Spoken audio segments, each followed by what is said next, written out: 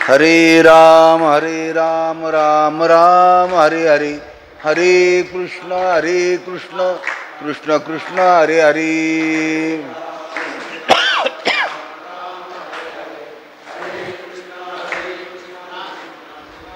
हरि विठ्ठल श्री ज्ञानदेव पंढरीनाथ मौली ज्ञानेश्वर जगद्गुरु श्री संत तुकाराम महाराज की, गुरुवर्य वंशी महाराज की जय.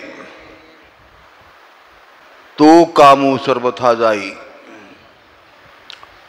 जयाची आत्मतोषी मन राही, तो ती स्थितप्रज्ञ होई पुरुष जाणे. ज्ञानेश्वरीतील दुसरा अध्याय आणि त्या दुसऱ्या अध्यायातील 293 क्रमांकाची अशा प्रकारची ओवी आहे. या ओवीचा सरळ अर्थ असा की त्या स्थितप्रज्ञ पुरुषाचा काम समूळ गेलेला असतो आणि काम समूळ गेलेलं असल्यामुळे त्याचं मन आत्मसुखामध्ये रंगून गेलेलं असतो आणि अशा 2 लक्षणाने जो युक्त त्याला स्थितप्रज्ञ पुरुष म्हणतात. असा या ओवीचा सरळ अशा प्रकारचा अर्थ आहे. असणार वैकुंठवासी गुरुवर्य वंशी महाराज तांबे यांच्या 30व्या पुण्यस्मरणाच्या निमित्ताने चालू असलेला हा कार्यक्रम आणि त्या कार्यक्रमामधली ही प्रवचनरूपी सेवा माझ्याकडे अशा प्रकारची प्राप्त झालेली आहे. त्यांची थोरवी काय सांगायची नाही का. गुरुवर्य बाबांच्या थोरवीच्या बाबतीमध्ये बोलायचं म्हणजे त्यांची थोरवी वर्णन करायची म्हणजे अतिशय कठीण गोष्ट नाही का. सोन्याला मुलामा दिल्यासारखं होईल आहे की नाही, असं प्रकारचं. तेव्हा त्यांचं वर्णन म्हणजे ते अशक्य अशा प्रकारचं आहे भारत. आणि त्यांचं तेच वर्णन आपल्या शब्दातून करण्यापेक्षा माऊलीच्या शब्दातून करावं अशा या भावनेतून ही अशा प्रकारची ओवी दुसऱ्या अध्यायातील स्थितप्रज्ञ प्रकरणातली ही अशा प्रकारची ओवी मी या ठिकाणी सेवेकरता मुद्दाम घेतली. हे स्थितप्रज्ञाचं प्रकरण आहे, कारण गुरुवर्य बंसी महाराज हे स्थितप्रज्ञ पुरुष होतोय. काय चालतं बोलतं अशा प्रकारचं ब्रह्म जर पाहायचं असेल तर त्या स्थितप्रज्ञ पुरुषाकडे पाहिलं जात असतो. समाधी अशा प्रकारची जर आपल्याला पाहिजे असेल, चालती बोलती समाधी, हे पुरुष जे असतात महात्मे जे असतात त्यांची चालती बोलती समाधी असते. कुठंतरी लाकडासारखं पडून राहायचं डोळे झाकून, ही अशी समाधी नाही आहे. आणि ही समाधी भगवंताला मान्य सुद्धा नाही का. अर्जुनाला युद्धाच्या ठिकाणी भगवंतानी समाधी दिली आणि समाधी देऊन युद्ध करायला लावलं नाही का. ही विशिष्ट आहे या पुरुषांचं. आणि म्हणून अशा प्रकारचं त्यांच्या त्या शब्दातून आपल्या शब्दातून वर्णन करण्यापेक्षा मौलीच्या शब्दातून वर्णन करावं अशा दृष्टिकोनातून 2 लक्षणं महात्म्याची या ठिकाणी सांगितलेली आहेत. प्रत्येक अध्यायामध्ये लक्षणं आहेत महात्म्याची. 12व्या अध्यायात पुष्कळ लक्षण सांगितलेत. 12व्या अध्याय जर आपण जर पाहिलं तर अनपेक्षः, शुचिर्दक्षः, उदासीनः, गतव्यथः, सर्वारंभ परित्यागी, हे सारे लक्षण महात्म्याचे आहेत. अनपेक्ष, कुठल्याच प्रकारची अपेक्षा नाही.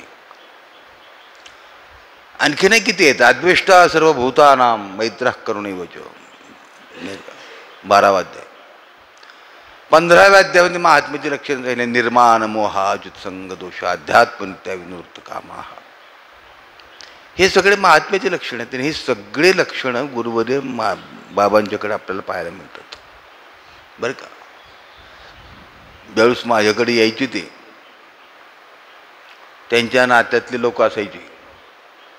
आमच्या गावामध्ये त्यांच्या नात्यातले सगळे लोक.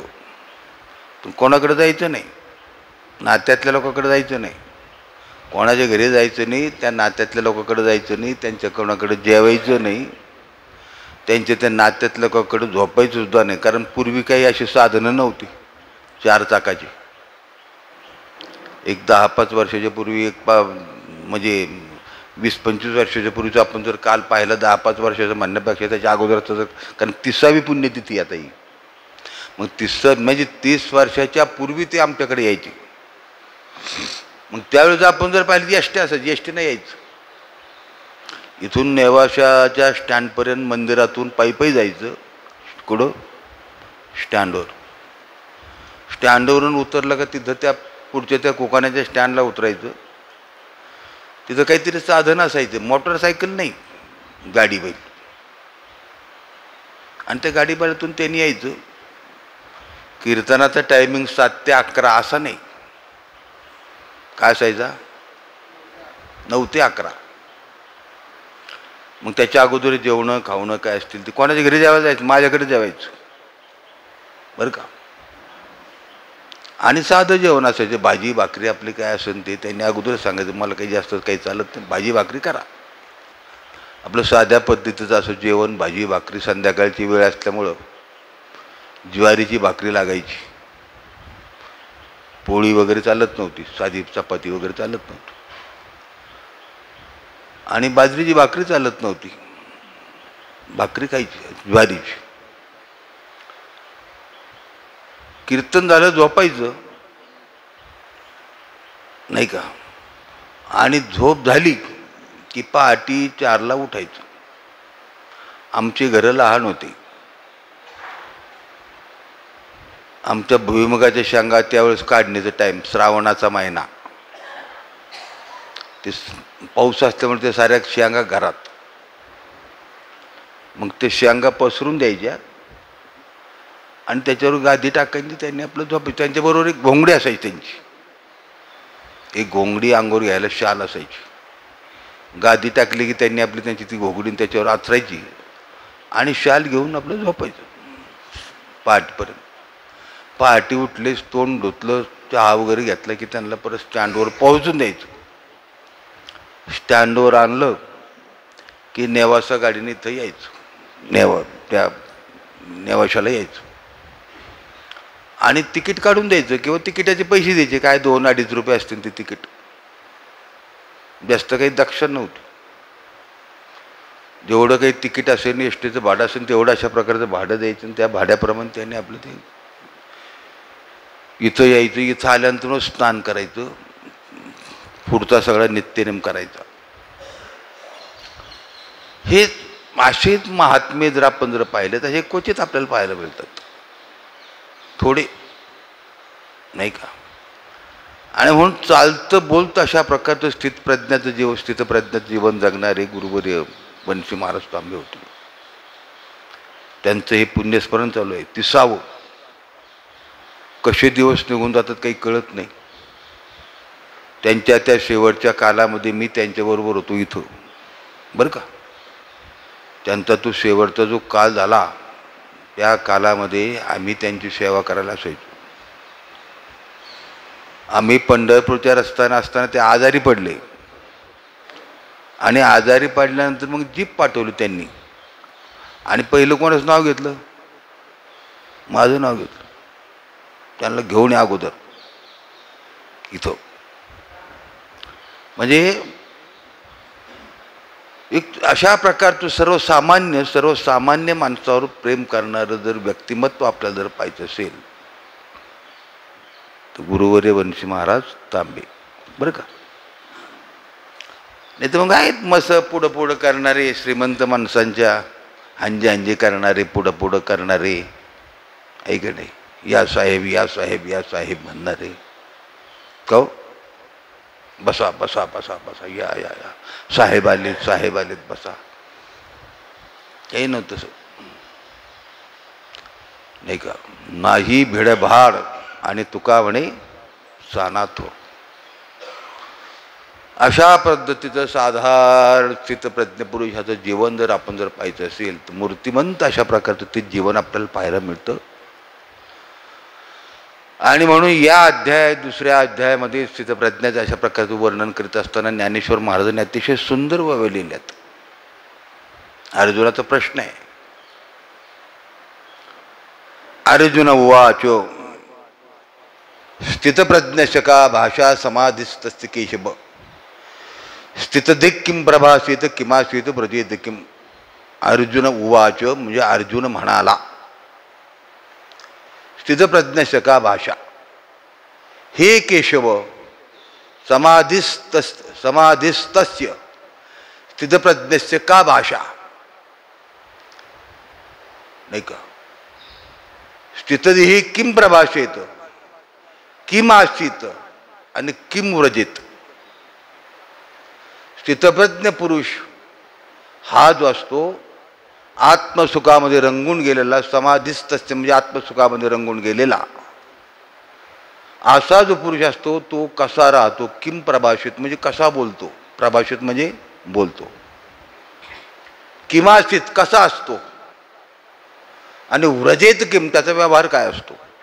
असे 3 प्रश्न विचारले त्या श्लोकामध्ये या स्थितप्रज्ञ प्रकरणामध्ये.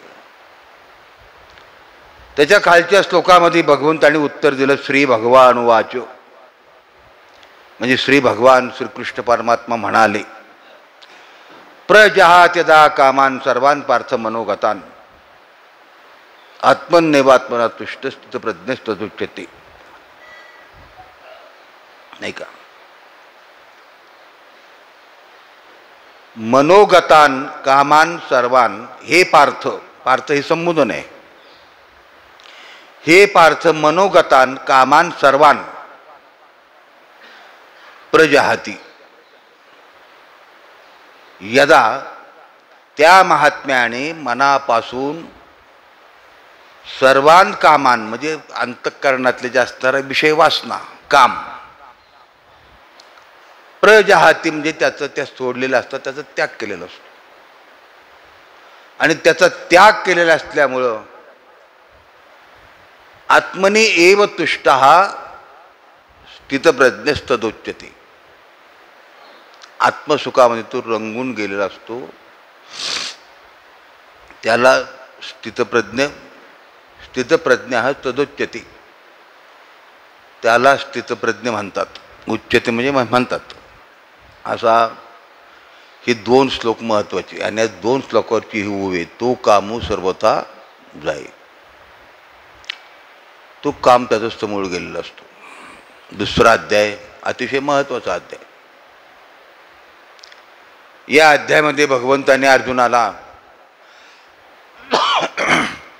बोलण्याला सुरुवात केली आहे. पहिल्या अध्यायात बोलले नाही भगवान अर्जुनासंग, कारण अर्जुन विषादयोगो नाम प्रथमोध्याय हा अर्जुनाचा विषादयोग पहिल्या अध्यायामध्ये आपल्याला पाहायला मिळतो. हे सगळे माझे आप्त आहेत, नातेवाईक आहेत, आप्तिष्ट आहेत. मातुला हा, शशुरा हा, पुत्रा हा, शाला हा, संबंधिन सता हा, हे सगळे नातेवाईक माझ्या संबंधातले, माझे भाऊ. मग यांच्याशी मी युद्ध कसं करू, नाही का. मला यांच्याशी युद्ध करायचं नाही.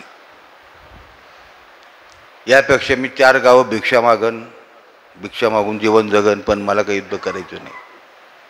का करायचं नाही, हे माझे आहेत.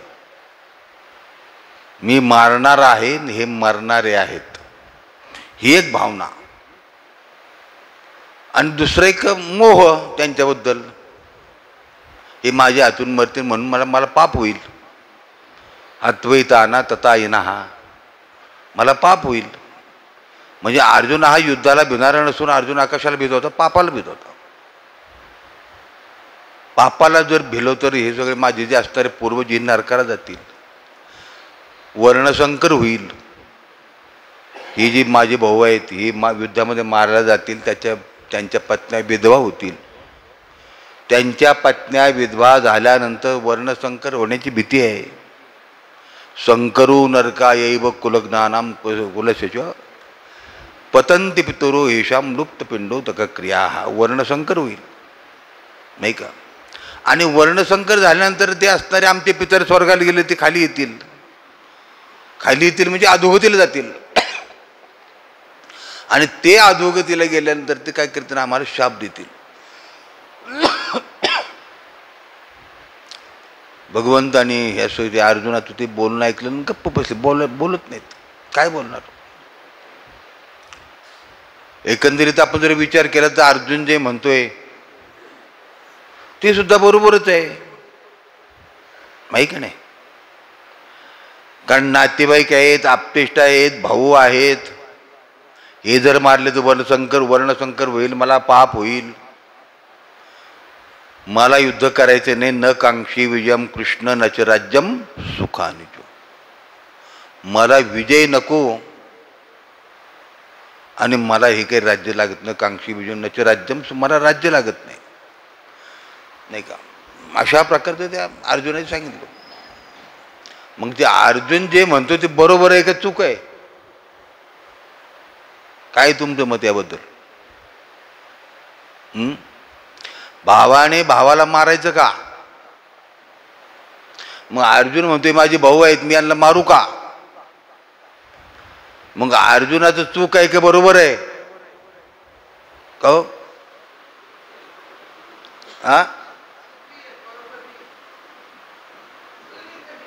बरोबर नाही, चूक आहे, बरोबर नाही. बरोबर कुठं म्हणावं लागलं असतं, अगोदर म्हणावं लागलं असतं. युद्धाच्या पूर्वी जर अर्जुन म्हणला असता मला युद्ध करायचं नाही तर त्याचं बरोबर होते, माझे भाऊ आहेत, मला युद्ध करायचं नाही, त्यावेळी ते जमलं असतं का, तर युद्धही झालं नसतं. युद्धाच्या पूर्वी, युद्धात नाही. आता समोरासमोर उभा राहिले आहेत. आता युद्धाकरता समोरासमोर उभा, दोन पहिलवान कुस्ती करता उभा राहिले समोर. आणि उभा राहिल्यानंतर हाताला हात दिला आणि तो म्हणाला अरे तू तर माझा तर भाचा आहेस, आणि तुला जर पाडलं तर माझी बहीण रागावल माझ्यावर. आता भाचा म्हणायचा, आता काय करायचं, आता कुस्तीच करायची. तसं अर्जुनाने जर सांगितलं असतं युद्धाच्या पूर्वी तर मला युद्ध करायचं नाही, त्याच्यावेळी जमलंही असतं आणि गीताशास्त्रही निर्माण झालं नसतं. पण हे जे चाललंय, हा संवाद जो चाललाय, हा युद्धात चाललेला आहे. सेनयोरुभयोर्मध्ये रथम स्थापय मेच्युत. हे अच्युत, माझा रथ इथं कोण कोण युद्धा करता आलेले आहे ते मला पाहायचंय, आणि म्हणून माझा रथ पुढे घे जरा. भगवंतांनी, कारण सारथ्याचं काम भगवान करीत होते. मग भगवंतांनी काय केलं, सेनयोरुभयोर्मध्ये रथम स्थापय मेच्युत. कोणाच्या समोर उभं केला रथ, भीष्म द्रोण प्रमुखतः सर्वे चांचमैक्षुताम. वाच पार्थ पश्येतान समवेतान कुरु नीती. कोणा समोर उभा केला, भीष्माचार्याच्या समोर उभं केला, द्रोणाचार्यांच्या समोर उभं केला. आणि मग आणखीनच गर्भगडीत झाला तो. अर्थात भ्याला नाही, हे लक्षात घ्या, भ्याला नाही तो. तो काय म्हणतो, पाप होतोय आणि मला आता युद्ध करायचं नाही, माझा रथ उडी घातली खाला रथोनिया, रथाच्या गाडी उतरला. काय बोलणार युद्धामध्ये आहे. आता युद्धामध्ये काय, हे युद्ध केलं पाहिजे. युद्ध भाऊ नेन, गुरु नेन, पितामह नेन, कोणी असं हे नातं आता इथं चालत नाही महाराज. ज्याचं जे कर्म आहे त्यांनी करावं, हा गीतेचं काय आहे आग्रह आहे बरं का तुम्हा आम्हाला सगळ्याला. ज्याच्या वाट्याला जे जे कर्म आले असेल त्याने ते निष्काम बुद्धीने करावं, ही गीतेची काय आहे शिकवण आहे. मग कोणाच्या वाट्याला काय कर्म आलं असेल, कोणाच्या वाट्याला काय कर्म आलं असेल, वर्णाश्रम पद्धतीने आपण जर पाहिलं तर वर्णाश्रम पद्धतीने ब्राह्मणाचं ब्राह्मणाने कर्म केलं पाहिजे, क्षत्रियाने क्षत्रियाचं कर्म केलं पाहिजे, वैश्याने वैश्याचं कर्म केलं पाहिजे, शूद्राने शूद्राचं कर्म केलं पाहिजे. कारण हे ठरलेलं आहे ना, ज्याच्या त्याच्या गुणकर्म विभागशः भगवान सांगतात हे चातुर्वर्ण्य मया सृष्टम गुणकर्म विभागशः. चातुर्वर्ण्य निर्माण झालेत म्हणजे त्याच्या त्याच्या गुणानुसार ते निर्माण झाले आहेत. हे काही मी निर्माण नाही केले. लोक आक्षेप घेतात, हे मी निर्माण नाही केले, हे त्याच्या त्याच्या गुणानुसार हे चातुर्वर्ण व्यवस्था काय झालेली आहे, निर्माण झालेलं आहे. आणि ज्याचं त्याचं कर्म ज्या त्या ठिकाणी त्यांनी ते केलंच पाहिजे. उद्या जर समजा पाकिस्तानच्या आणि भारताच्या हद्दीवर जर ते सैनिक म्हणू लागले ही हत्या करायला आम्ही मोकळी नाहीत, जमल का? एवढं सैनिक तिथं आज डोळ्यात तेल घाटून उभं आहे तरी ते घुसतातच आणि लोक मारतातच. त्या काश्मीर वगैरे त्या भागामध्ये आपण जर गेलो तो जम्मू काश्मीर त्या भागामध्ये त्या लोकांचं जीवन फार कठीण आहे. ते राहतात म्हणजे तळ हातावर शिर घेऊन जगतात ते लोक, नाही का? कठीण आहे. तेव्हा हेच तुम्ही आम्ही आज या ठिकाणी बसतोय, मंदिरामध्ये सुखाने बसतोय, सुखाने जेवतोय,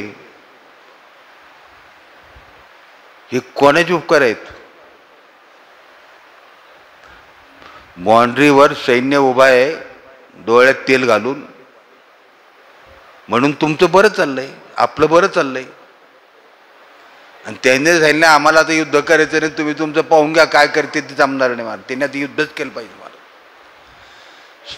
सांगण्याचा मत ते अर्थ असं की ज्याचं त्याचं कर्म ज्याने त्यांनी ते पार पाडलं पाहिजे, त्यांनी ते केलंच पाहिजे, नाही का? आणि म्हणून अर्जुन अशा प्रकारचा आणखीन त्या ठिकाणी असं बोलत असताना भगवान गप्प बसले, कारण आता काय बोलणार काय? कृष्ण वंदे जगद्गुरु, जगाचा गुरु आहे तो. 3 जगद्गुरु आहेत ना, आहे का नाही? किती जगद्गुरु आहेत, नाही का? जगद्गुरु आद्य गुरु, जगद्गुरु कोण? शंकराचार्य आद्य गुरु. दुसरे जगद्गुरु कोण? भगवान. पहिले जगद्गुरु भगवान श्रीकृष्ण, दुसरे जगद्गुरु आद्य गुरु जगद्गुरु शंकराचार्य, आणि तिसरे जगद्गुरु कोण? जगद्गुरु तुका अवतार नामयाचा, हे तिसरे जगद्गुरु. सांगण्याचा मुद्दा असा की हे 3 जगद्गुरु भगवान श्रीकृष्ण परमात्मा जगद्गुरु होते. त्यांना अर्जुनाला बोलता आलं असतं, पण काय बोलणार, नाही का? बोलून काही उपयोग नाही, गप्प बसले. दुसऱ्या अध्यायामध्ये थोडं तोंड उघडलं जरा, मग तोंड उघडलं पण जरा थोडं वेगळ्या भाषेतच उघडलं जरा. दुसऱ्या अध्यायामध्ये काय म्हटले? क्लैब्यम मास पार्थ नैतत्व उपपद्धती क्षुद्रम हृदय दौर्वल्यम त्यक्तोत्तिष्ठ परंतप. क्लैब्य, क्लिब, नाही का? नाही का? अर्थ कळाला असेल तुम्हाला, नाही का? क्लैब्य म्हणजे असं काय बोलतो, नपुसकासारखा, असं त्याचा अर्थ आहे त्या शब्दाचा. क्लैब्यम मास वगमः पार्थ क्षुद्रम हृदय दौर्बल्यम त्यक्तोत्तिष्ठ, उठ, टाकून दे हा क्षुद्रपणा हृदयाचा. सांडी हे मूर्खपण.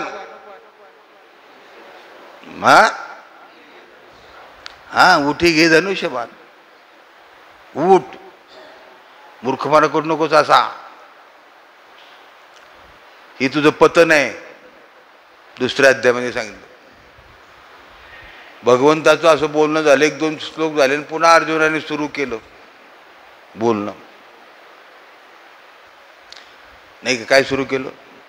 गुरून् हत्वा हि महानुभावान् श्रेयो भोक्तुं भैक्ष्यमपीह लोके हत्वार्थकामांस्तु गुरूण्यहैव भुञ्जीय भोगान् दुर्जराप्रदिग्धान्. मी पार्थू द्रोणाचा केला येणे धनुर्वेद मदत दिला, नाही का? जेथेच्या कृपाला ही जे वरू तेथेच मने व्यभिचारू. एरभी मी काय भस्मासूर अर्जुन म्हणे, मी काय भस्मासूर आहे काय? हा, महादेव करत हात ठेवायला निघाला, मी काय भस्मासूर आहे काय? कोण म्हणतो? ज्यांनी मला विद्या शिकवली, दान दिले, अशा प्रकारे मी त्यांच्या डोक्यावर हात ठेवायला मोकळा नाही, मी त्यांच्या, मला ते जमत नाही. गप्प बसले बघा, बोलतच नाही. अर्जुनाच्या चूक लक्षात आली, आपण बोलतोय, भगवान ज्या अर्थी बोलत नाही त्या अर्थी आपलं काहीतरी चुकतंय. आणि ही चूक लक्षात आल्यानंतर अर्जुनाने हात जोडले आणि अर्जुन म्हणू लागले की कार्पण्य दोषोपहत स्वभाव पृच्छामि त्वां धर्मसम्मूढचेताः यच्छ्रेयस्यान्निश्चितं ब्रूहि तन्मे शिष्यस्तेहं स्यादिमां त्वां प्रपन्नम. मी धर्मसम्मूढचेता झालेलो आहे, मला काही आता कळत नाही, सार काय आसार काय मला यातला विचार आता समजलं जात नाही, म्हणून योग्य काय आणि अयोग्य काय मला हे आता तू काय सांगितलं पाहिजे. शिष्यस्तेहम स्यादिमां त्वां प्रपन्न, मी तुझा आता काय झालो, शिष्य झालो. मग मात्र भगवंताला बरोबर, कारण विचारल्यास सांगू नये, शास्त्राचा नियमच आहे. जर विचारलं तर सांगावं. बरं, कुठं विचारायचं काय विचारायचं हा एवढा महत्त्वाचा प्रश्न आहे. एकाने मला कोकणाच्या बाजारात विचारले, हे अमक्या अमक्या ठिकाणची ज्ञानेश्वरीतली ओवी, तिचा अर्थ काय, आता काय सांगायचं तिथं मूर्खाला? बाजारात कुठे विचारायचं काय वरायचं हे जे अक्कल तर पाहिली नाही. कुठे विचारतो तो? बाजारात. नाव सांगत नाही तुम्हाला, जाऊ द्या, तुम्ही त्याच्याकडे जाता आणि त्याला विचारायला परत. मग काय त्याची सगळी ती प्रसन्नता पाहिली पाहिजे, काय विचारायचं ते कळलं पाहिजे, कुठे विचारायचं ते कळलं पाहिजे, कशा पद्धतीने विचारायचं त्याचाही शास्त्र आहे ना हो.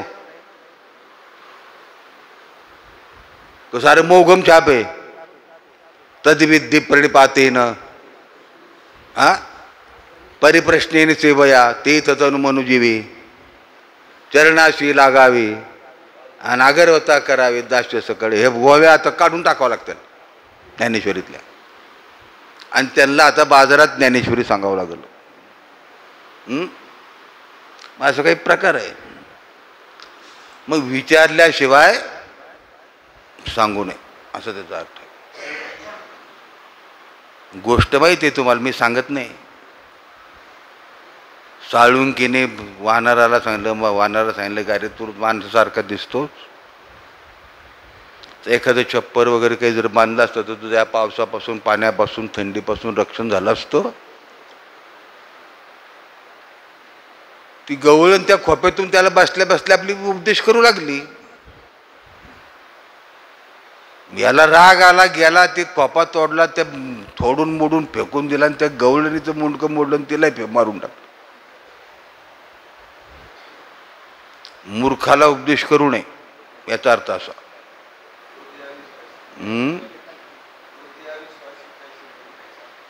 हा काय उपयोग त्याचा? क्रोध्या विश्वासी त्याची बोध काय तरी व्यर्थ आपली वाचशी नये, काय उपयोग त्याचा? विचारल्याशिवाय अशा प्रकारचं सांगू नये आणि कोणाला अशा प्रकारचे उपदेश करू नये. भगवान गप्प बसतो ती शिष्यस्त्याम स्वादिमाम त्वम प्रपन्नम असं म्हटल्यानंतर मग मात्र भगवंताने आपलं तोंड उघडलं आणि गीतेला सुरुवात केली 11व्या अध्यायापासून, आपला 11व्या श्लोकापासून. दुसऱ्या अध्यायातला 11वा श्लोक. श्री भगवान उवाचो अशोच्यानन्वशोचस्तम प्रज्ञावादंश भाषसे गतासून गतासूंश नानुशोचन्ति पंडिताः पंडिताः गतासून गतासूंश न अनुशोचन्ति. शहाणे माणसं गेल्याबद्दल आणि आल्याबद्दल शोक करत नाही. तू काय शोक करतोस? न अनुशोचन्ति. या श्लोकापासून खरी गीता आता काय झाली, सुरू झाली बरं का. या श्लोकापासून तर दुसऱ्या अध्यायातील 29व्या श्लोकापर्यंत भगवंतांनी अर्जुनाला काय सांगितलं? आत्मविचार सांगितला. आत्म्याचं स्वरूप काय आहे, या 11व्या श्लोकापासून तर 29व्या श्लोकापर्यंत आत्मविचार सांगितलं. लक्षात ठेवा. काय सांगितलं? आत्मा कसा आहे?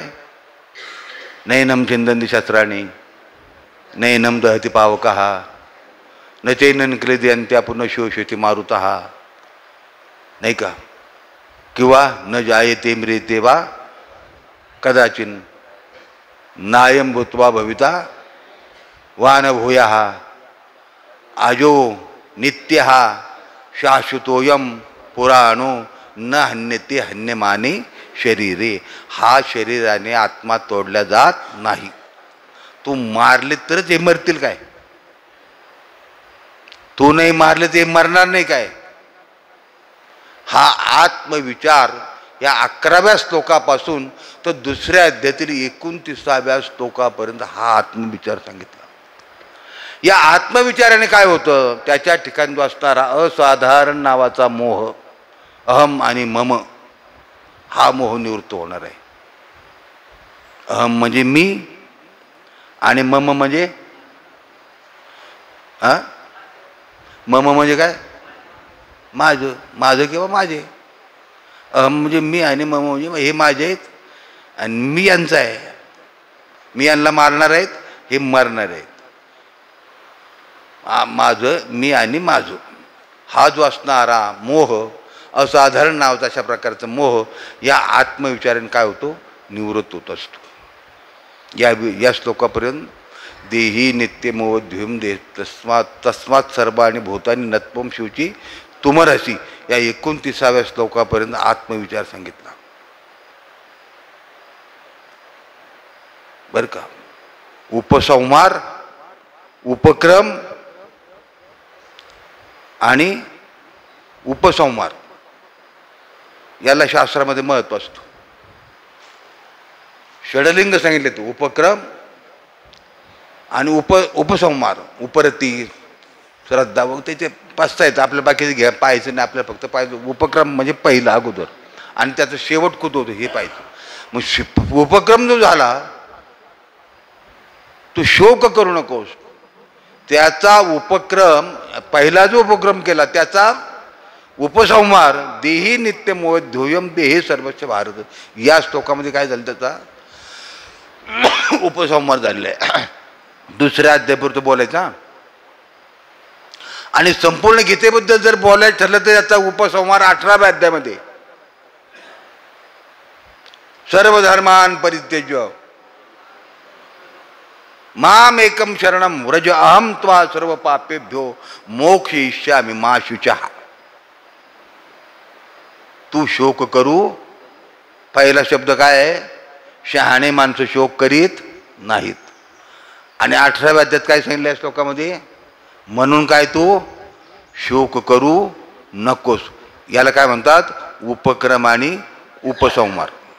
तसा दुसऱ्या अध्यायामध्ये पुढचं जर बोलायचं ठरलं तर उपक्रम न अनुशोचंती पंडिता. हा पंडिता हा म्हणजे शहाणे माणसं गेल्याबद्दल आल्याबद्दल शोक करीत नाहीत, म्हणून तू शोक करू नकोस. हा विचार 29व्या श्लोकापर्यंत न त्वम शोचित तुमरसी. 30वा श्लोक, धर्म्याद युद्धात श्रेयोन्यत क्षत्रियस्य विद्यते यद्रचया चोपपन्नम स्वर्गद्वारमपावृतम सुखदुःखे समे कृत्वा लाभा लाभो जयाजो. या श्लोकापर्यंत, या 30व्या श्लोकापर्यंत. तर क्रमवारी माझे लक्षात नाही, पण या श्लोकापर्यंत काय सांगितलं? स्वधर्मदृष्ट्या युद्ध करणं कसं श्रेयस्कर आहे त्याचं महत्त्व सांगितलं. या 29व्या श्लोकापासून तर 38व्या श्लोकापर्यंत देही नित्यमोह नाही सुखदुःखे समय कृत्वा लाभा लाभो जयाजो. सुखदुःखाला समान मान. लाभ जरी झाला तरी त्याच्याबद्दल काय हर्ष करू नकोस, आणि दुःख जरी झालं तरी त्याच्याबद्दल काही रडूच बसू नकोस, नाही का? लाभा लाभो जयाजयो सुखदुःखे समय कृत्वा. या 38व्या श्लोकापर्यंत स्वधर्मदृष्ट्या युद्ध करणं कसं श्रेयस्कर आहे त्याचं महत्त्व सांगितलं. अर्जुनाच्या ठिकाणचा जो असणारा साधारण मोह या विचाराने काय झालेला आहे, निवृत्त होतोय. पुढं आता 38 पुढचा श्लोक 39 दुसऱ्या अध्यायात 39वा श्लोक तर 51 श्लोकापर्यंत भगवंतांनी अर्जुनाला सांख्ययोगाचं साधन जे असणारी योगबुद्धी म्हणजे निष्काम कर्मयोग सांगितला. निष्काम कर्मयोग काय होतं, कर्म करायचं. गीतेचं तात्पर्य कर्म करण्याचंच आहे. कर्म करायचंय पण कर्माचा त्याग नाही सांगितला. काय सांगितलं, हा कर्माचा त्याग करायला सांगितलं नाही गीताशास्त्राने. काय सांगितलं, कर्माच्या फलाचा त्याग करायला सांगितलाय. कर्माचा त्याग नाही सांगितला. कर्म करीत राहायचं पण कर्माच्या फलाच्या अपेक्षा करायची नाही. ज्या ज्या वेळेला ज्या ज्या गोष्टी करायच्या असतात शेतकऱ्याने त्या त्या वेळी त्या त्या गोष्टी करायच्या, पण पुढं 10 पोते व्हायचे की 100 पोते व्हायचे हा हिशोब पेरताना लावायचा नाही. काय सांगा पुढं काय अतिवृष्टी होती का काय, आणखीन अनावृष्टी होती, आणि अतिवृष्टी झाली तरी नुकसान आणि अनावृष्टी झाली तरी नुकसान आहे. आणि म्हणून ते आता जे आहे ना ते आता व्यवस्थित पेरलं पाहिजे. फक्त एवढं फक्त तो आपल्या हातात आहे. पण पुढच्याची अपेक्षा करायची, कर्म करायचं पण कर्माच्या फलाची अपेक्षा करायची नाही. वाऱ्या करायच्या पण फलाची अपेक्षा करायची नाही. मी 10 वाऱ्या करतो पण मला नातू झाला पाहिजे, त्याचा उपयोग नाही का. मग अशा पद्धतीने कर्म जर केलं तुम्ही, तुम्हाला त्याचं फलही मिळेल. मिळणार नाही असंही नाही, मिळेल फल. पण चित्ताची शुद्धता होईल का, हा चित्ताची शुद्धता होणार नाही. आणि चित्त तर अतिशय मलिन आहे आपलं. कारण अंतःकरण चतुष्टयाचा आपण जर विचार केला तर अंतःकरण चतुष्टयाचे 4 भाग पडतात नाही का. मन, बुद्धी, चित्त आणि अहंकार. हे चित्त चतुष्टय आपलं. अंतःकरणाचे 4 भाग आहेत. मग अंतःकरणाच्या ठिकाणी पहिला दोष कोणता सांगितला, हा मल. अंतःकरणाच्या ठिकाणी पहिला दोष कोणता सांगितला, मल. मल म्हणजे पाप करण्याची वासना, हा दोष आहे अंतःकरण ठिकाणी. देवपूजेला बसला तरी अंतःकरणात पाप येते महाराज. तुमच्या येत नसेल तर तुम्ही धन्य भाग्यवान आहात नाही का. माझ्या तरी येतंय बा अजून. माझं काही अंतःकरण अजून स्वच्छ झालेलं नाही. माझं कशाला मी लपू नाही का. आणि तुमचं जर झालं असेल मी तुम्हाला गुरु करून घेतो नाही का. इतकं सोपं नाही ते बरं का. नुसतं गप्पा मारायच्या नाहीत. परमार्थ म्हणजे नुसतं गप्पा मारणारे लोक झालेत आता. खूप फार लोक झालेत गप्पा मारतात. एकदा उभा राहिले का बस असं गप्पा मारायचं की ढोंगर वाकडं करायचं, तोंड वाकडं करायचं, आमकं वाकडं करायचं, तमकं वाकडं करायचं, हे असं करायचं. नुसतं बोलतो गफोड शंख. इतकं सोपं आहे काय ते. अंतःकरणाच्या ठिकाणी हे दोष घालवावे लागतात. पहिला दोष कोणता आहे, मल. दुसरा कोणता, विक्षेप. आणि तिसरा कोणता, आवरण. वा नाही का. श्रोते असे असले का काही घोर नाही मारत. बोलला का तोंडातून शब्द नाही घाला का मग मजा वाटते, जरा आनंद वाटतो बोलायला नाही का. तेव्हा हा मल नावाचा दोष गेला पाहिजे. अंतःकरणाच्या ठिकाणी पाप करण्याची ती वासना आहे ती गेली पाहिजे. ती कशाने जाते, भगवंताने देही नित्यमोयोद्धोयम देहे सर्वस्व भारत तस्मात् सर्वाणि भूतानि नत्वं शुची त्वमरसी. या श्लोकापासून तर 91वा श्लोक या अध्यायातला कर्मजम बुद्धियुक्ता ये फलम त्यक्त्वा मनीषिणः जन्मबंध विनिर्मुक्ताम पदम गच्छन्त नामयम. या श्लोकापर्यंत भगवंताने अर्जुनाला निष्काम कर्मयोग सांगितला. निष्काम कर्मयोगाने काय होणार आहे? चित्ताच्या ठिकाणचा जो असणारा मल नावाचा दोष जाऊन तो दोष जातो आणि मन हे आत्मसुखामध्ये रंगून जातं. आणि असं आत्मसुखामध्ये त्याचं मन रंगून जात असतं त्याला काय म्हणतात? स्थितप्रज्ञ पुरुष म्हणतात. मग असा स्थितप्रज्ञ पुरुष कसा असतो त्याचे लक्षण मला सांगा, असा अर्जुनाने देवाला काय प्रश्न विचारलेत. मी तुम्हाला 3 प्रश्न विचारतो नाही का. किम प्रभासित, तू काय बोलतो नाही का. किमासीत, तू कसा असतो. आणि किम व्रजेत, त्याचा व्यवहार कसा असतो. तर त्याचं उत्तर सांगता असताना खालच्या श्लोकात सांगितलं प्रजाहात यदा कामन सर्वान पार्थ मनोगतान. याचंच भाष्य ज्ञानेश्वर महाराजांनी केलं, तो कामू सर्वता जाई. हे त्याचं मुख्य लक्षण. त्याचा काम समोर गेलेला असतो. त्याच्या अंतःकरणातलं जो काम असतो तो समोर काय गेला? चित्ताची शुद्धता झाली म्हणून. जोपर्यंत चित्ताची शुद्धता होत नाही तोपर्यंत काम जात नाही बरं का. त्याचा तो काम त्याचा प्रभाव गाजवल्याशिवाय राहत नाही महाराज. फक्त त्याला फक्त एकच उपाय की त्याच्याकरता निष्काम कर्म करणं, निष्काम भगवंताचं चिंतन करणं, निष्काम बुद्धीने भगवंताचं नामस्मरण करणं. जे वाट्याला आलेलं कर्म असेल ते निष्काम बुद्धीने करणं.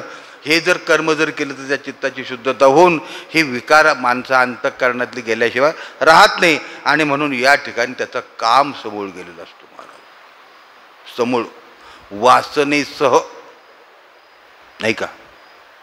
काम कसं जावा? वासनेसह जावा नाही का. वासना निमाली समूळ जायची. वासनेसह काम जावा महाराज नाही का. नाही तर काम गेला पण वासना अंतःकरणात तशीच आहे. काय उपयोग त्याचा? वरी वरी पालवी खुडी. मग वर नुसता पाला आणायचा आणि त्याच्या मुळ्या तशाच ठेवायच्या, चालत नाही.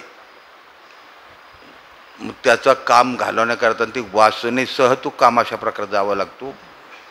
बाहेरचा गेला पाहिजे आणि आतलाही गेला पाहिजे नाही का. बाहेरचा काम घालवणं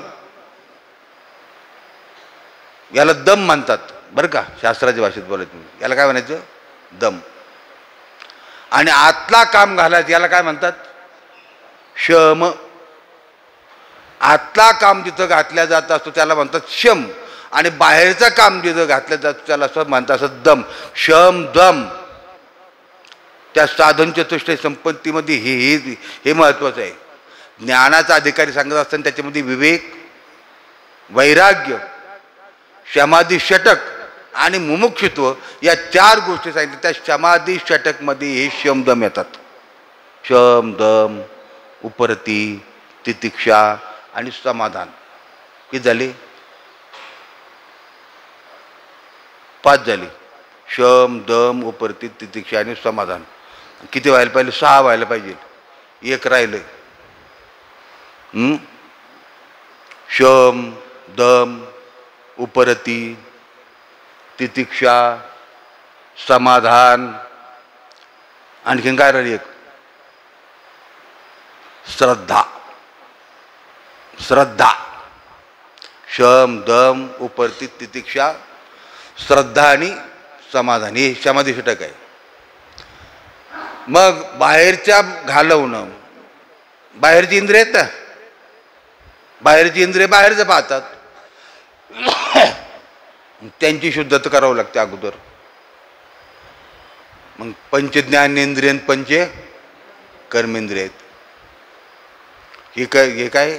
डोळा ज्ञानेंद्रिय ते बाहेरचं पाहतो ना, का आतलं पाहतो? बाहेर पाहतो तो. कान बाहेरचं ऐकतात. हे जे असणारे हे ज्ञानेंद्रिय असणारे यांना आवरावं लागतं विषयापासून. शब्द, स्पर्श, रूप, रस आणि गंध हे पंचविषय आहेत आणि 5 इंद्रियाचे 5 विषय आहेत. मग या 5 विषयापासून या पंच इंद्रियाला आवरावं लागतं आणि आवरण इतकं सोपं आहे का?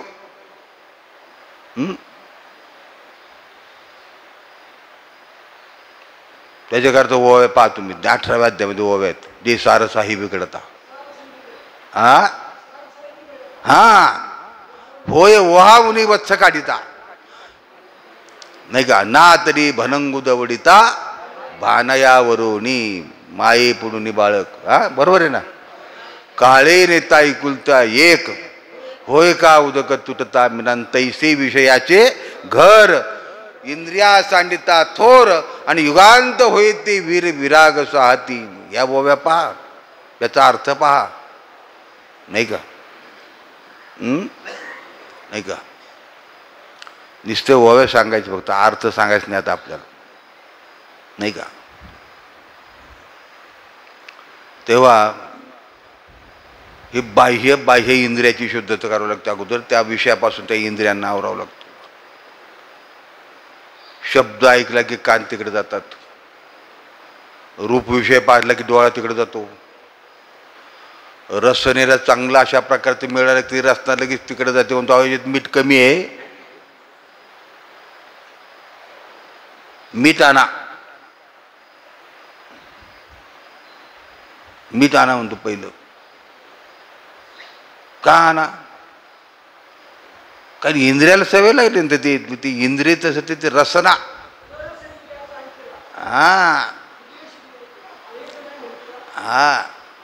इंद्रियाचा अंकिला, इंद्रियाच्या अधीन झालेला असा.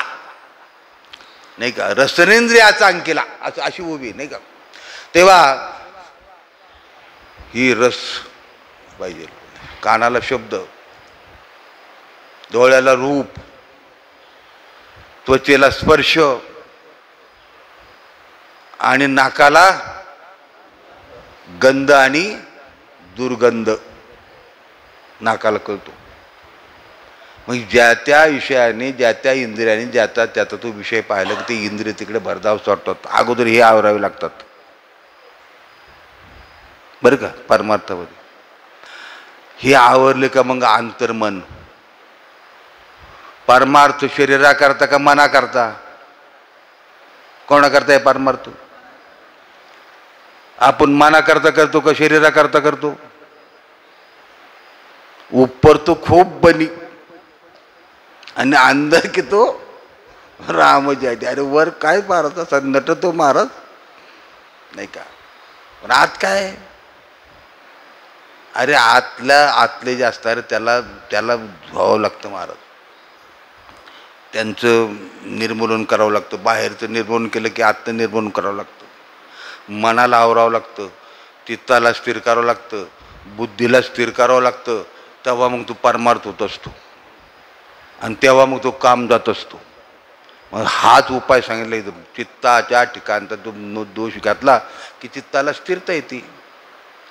मग मनाकरता परमार्थ आहे, चित्ताकरता परमार्थ आहे, अंतःकरणाकरता परमार्थ आहे, बुद्धीकरता परमार्थ आहे. बुद्धी स्थिर व्हावी लागते परमार्थामध्ये. ती दुसरीकडे स्थिर होत नाही. मन दुसरीकडे स्थिर होत नाही, चित्त दुसरीकडे स्थिर होत नाही, अंतःकरण दुसरीकडे कुठं स्थिर होत नाही. ते फक्त इथं स्थिर होतं. माशी सगळ्या पदार्थावर बसते पण विस्तावर बसत नाही. आणि विस्तावर जर बसली काय होतं तिथं? तद्धाम परमम मम.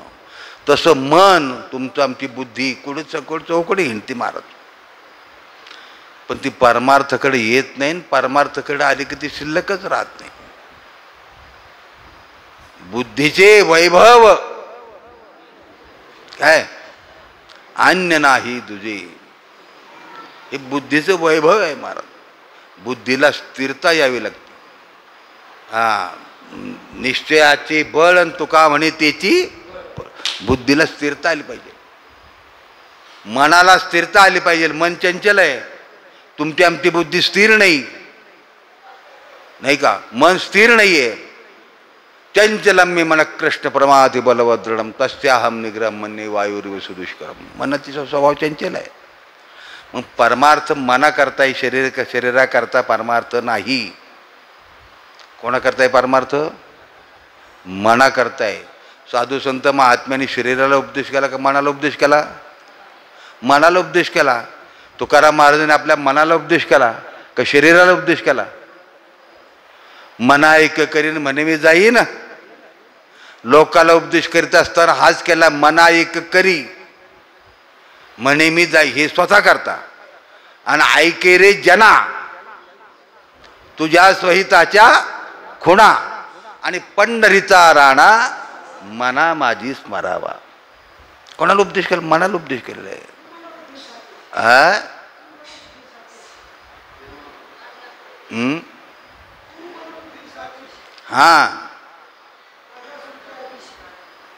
हा जरा मला थोडं ऐकायला कमी येऊ लागलं आता. मला थोडं ऐकायला कमी झालं जरा आता. थोडंसं माझे जरा कान जरा बहिरेपणा येऊ लागला आता जरा, नाही का? 70 म्हणल्यावर मग आहे 9. थोडं बहिरेपणा येऊ लागला जरा. काय सांगितली उभी? हा तू मनबुद्धी साचीशी, नाही का? हे स्थिर करावं लागतं. थोडक्यात सांगतो, परमार्थामध्ये त्याचा अभ्यास करावा लागतो. अभ्यासेन तो कौंतेय वैराग्येन च गृह्यते. अभ्यास करावा लागतो, वैराग्य धारण करावं लागतं. एखादा विषय जरी प्राप्त झाले तर त्या विषयाकडे पाहायचं नाही, मग ती वैराग्य प्राप्त होतं. आणि अशा पद्धतीने जर परमार्थ केलं तर निश्चित त्याला त्याचं फल मिळतं, नाही का? मग त्याच्याकडे पाहत नाही तो. वमिल्या अन्ना लाळन गोटी जीवी रसन अंगण सोया लिंगणा प्रेताच्या. कोण पाहिजे त्याच्याकडं? त्या वांतीकडे जसं कोणी पाहत नाही तसं त्याच्या पुढं जरी सगळे भोग जरी प्राप्त झाले तरी त्या भोगाकडे तो पाहत नाही महाराज, नाही का? सगळ्या हात जोडून आहेत पंचविषय. आमचा उपभोग घ्या. प्रत्येक विषय त्याला प्रार्थना करतो की आमचा विषय घ्या, आमचा विषय घ्या, आमचा उपभोग घ्या. त्याच्याकडे पाहत नाही ते, त्या विषयाकडे पाहत. वमिल्या अन्ना वांतीकडे जसं पाहत नाही कोणी, त्यापर्यंत त्या विषयाकडे ते पाहत नाहीत. याचं कारण जर काय असेल तर आत्मसुखाच्या घोडिया, जो का विटे सकळ विषया आणि जयाच्या ठाई इंद्रिया मानू नाही. इंद्रियाच्या संबंधाने त्याचे ते सगळं कशामुळे संपलं तर भगवंतांनी त्याचं कारण सांगितलं की त्याचं मन आत्मसुखामध्ये काय झालेलं आहे, रंगून गेलेलं आहे. त्याच्यामुळे काही त्याला भीती नाही राहिलं. काम सगळा गेला, नाही का? काम संपलेलं आहे. अंतःकरणामध्ये काम ही अशा प्रकारची आणखी वासना त्याची शिल्लक राहिलेली नाही. आणि म्हणून ही अशा प्रकारची स्थिती, मन त्याचं आत्मसुखामध्ये रंगून जातं. आणि आत्मसुखामध्ये रंगून गेल्यामुळे काम आपोआपच जातं, नाही की नाही? काम आपोआप गेला. अगोदर काम गेलं पाहिजे का अगोदर मन आत्मसुखात रंगून गेलं पाहिजे? काय झालं पाहिजे का? अगोदर काय जावा? काम जावा का अगोदर आत्मसुख प्राप्त व्हावं? अगोदर काम जावा, अगोदर काम घालावं लागतो. आत्मसुख आहेच, प्राप्ताचीच प्राप्ती आहे. तैसा हृदयामध्ये मी रामू असता सर्व सुखाचा रामू परिभ्रांताशी कामू विषयावरी. काय घालावं लागतो? काम घालावं लागतो. झालो पाहिजे कामा, बरोबर आहे. ब्रह्मरस करू, ब्रह्मरस गोडी कोणाला फावली? वासना निमाली समोर ज्याची, ज्याची वासना गेली त्याला ब्रह्मरसाची गोडी. हो, म्हणजे अगोदर वासना घातली पाहिजे, त्याच्याकरता प्रयत्न करावे लागतात, त्याला आवरावं लागतं. हे मन फार चंचल आहे. अर्जुन म्हणतो देवा हे कसं काय करायचं? चंचलम्य मन कृष्ण. 10 गोष्टी चंचल सांगितल्यात, 10 गोष्टी, नाही का? मनो मधुकरो मेघो मानिनो मदनो मरुत मा मदो मरकटो मीनो. 10 मकारा दशचंचल हे 10 चंचल आहेत, त्यापैकी मनाचा पहिला नंबर आहे. आणि म्हणून परमार्थ जो आहे तो मनाकरता आहे. माऊली सांगतात की अशा प्रकारचा जर परमार्थ जर केला नाही का, तर त्या ठिकाणचे ते असणार तो काम समोर जातो, त्याचं मन आत्मसुखामध्ये रंगून जातं. आणि म्हणून या ठिकाणी निष्काम बुद्धीने तू कर्म करीत राहा, असा उपदेश केलेला आहे भगवंताने. आणि अशा प्रकारचा उपदेश करीत असताना त्याने सांगितलं मग त्याचं मन एकदा आत्मसुखात रंगून गेलं काय, मग दुःख जरी प्राप्त झालं तरी त्या दुःखात तो उद्विग्न होत नाही. सुख जरी प्राप्त जरी झालं तर त्याच्यामध्ये तो काही हर्षे असा उल्हासून जात नाही. स्थितधीर मुनी रुच्यते, त्याला काय म्हणतात, स्थितप्रज्ञ म्हणतात, त्याला मुनी म्हणतात, त्याला महात्मा म्हणतात, त्याला संत म्हणतात. याची संतांची लक्षणे या ठिकाणी सांगितले आहेत. बाह्य वेशाला परमार्थामध्ये कुठल्याही प्रकारची अशा प्रकारची किंमत नाही. नाही का, गुरुवरे बाबांचं एक प्रमाण असायचं, टिळी टोपी माळा काय देवाची गबाळी आणि वागवी ओंगळ पोटासाठी, नाही का, पोटासाठी संतन झाले कलीत बघूत, नाही का. आणि हात पसरी दारोदार, नाही का, हे सगळे प्रमाण मानव कशा करता की हे सगळे परमार्थामध्ये अशा प्रकारचं आणखीन आवरलं पाहिजे. या बाह्य वेशाला परमार्थामध्ये कुठल्याही प्रकारचं काही किंमत नाही. मोठा टचटचीत गंध लावला म्हणजे लावणे असा त्याचा अर्थ नाही. तुम्ही म्हणता मग उद्यापासून लावायचेच नाही, आता हे तर लावलं पाहिजे. हे बाह्यला हे सगळं आपलेच, नाही का. ऊर्ध्व पुंड्र भाळ, कंठी शोभे माळ आणि कापीचे कळीकाळ तयावे नाही. गोपी चंदन उटी तुळशीच्या माळान हार मिरविती, हे तर केलं पाहिजे. पण एवढं केलं म्हणजे परमार्थ झाला असा त्याचा अर्थ नाही आहे. त्या आतल्याशी याचा सगळा संबंध पाहिजे. असे पुष्कळ प्रमाण आहेत. महाराज म्हणतात भगवे तरी स्वान सहजवेशी त्याचा तेथे अनुभवाचा काय पंथ, वरी भगवा झाला नामेन अंतरी वश केला कामी, त्याला म्हणून साधून जगी विटंबना बाधू. ही बाह्य ज्याला परमार्थामध्ये अशा प्रकारची काही किंमत नाही, अंतरंगाला परमार्थामध्ये किंमत आहे. म्हणून अंतरंग चांगलं करण्याकरता ना या ठिकाणी निष्काम कर्माचा उपदेश अर्जुनाला केलेला आहे. अर्थात आपल्या वाटेल जे काही कर्म असेल, भगवत सेवा असेल, त्या निष्काम भावनेने भगवंताचं चिंतन करा, नामस्मरण करा. आपल्या वाटेल जे आलेलं कर्म असेल त्या कर्माचं निष्काम पद्धतीने त्या कर्माचं आचरण करा. निश्चितच भगवान आपल्यावर कृपा, माऊली आपल्यावर कृपा केल्याशिवाय राहणार नाहीत, बाबा आपल्यावर कृपा केल्याशिवाय राहणार नाहीत. अशा प्रकारचे आणखीन त्यांच्या चरणी आपण प्रार्थना करायची की असं हे आमचं असं व्हायला पाहिजे. आणि याच्याकरता तुम्ही आमच्यावर काय करा, कृपा करा. तेव्हा झालेली सेवा या ठिकाणी या ओवीवर जसं मला या वेळेमध्ये जसं बोलता आलं तसं बोलण्याचा प्रयत्न केलेला आहे. पुष्कळ बोलण्यासारखा विषय आहे, नाही का. आणि म्हणून जशी काही भगवंतांनी बुद्धी दिली, माऊलीने बुद्धी दिली, बाबांनी बुद्धी दिली, जसं बोलता आलं, बोलिले लेकुरे आणि वेडी वाकुडी उत्तरे, नाही का, तरी न्यूनते पुरते अधिकते सरते आणि करून घ्यावी तुमती विनवतेसे. अशा प्रकारची असणारी ही सेवा या पुण्यस्मरणाच्या निमित्ताने वैकुंठवासी गुरुवर्य महाराजांच्या चरणी समर्पित करून या ठिकाणी सेवेला पूर्ण विराम देतो. पुंडलिक वरदा हरी विठ्ठल श्री ज्ञानदेव पंढरीनाथ विठ्ठल विठ्ठल विठ्ठल विठ्ठल विठ्ठल विठ्ठल विठ्ठल विठ्ठल विठ्ठल विठ्ठल.